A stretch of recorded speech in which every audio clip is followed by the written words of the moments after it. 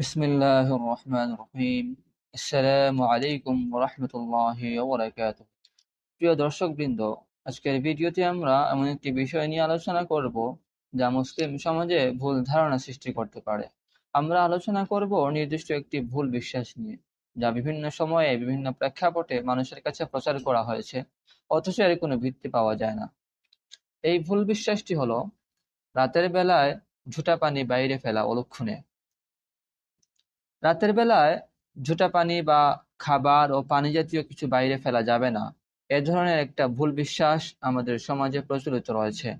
মনে করা হয় এতে সৌভাগ্য দূর হয়ে যায় এবং এটা মারাত্মক ধরনের অলক্ষণে ব্যাপার। মৃত মুরব্বীদের রূহ রাতের বেলায় ঘোরাফেরা করে থাকে, তাই ঝুঁটা পানি ইত্যাদি ফেললে তারা অসন্তুষ্ট হন। এটা একটা ভুল বিশ্বাস। ইসলামে এর কোনো ভিত্তি নেই, এমনকি বাস্তবের সাথেও এ বিশ্বাসের কোনো মিল নেই।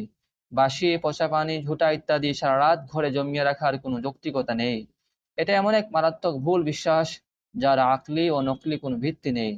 রূহ ঘোরাফেরা করার আকীদাও সম্পূর্ণ ভিত্তিহীন।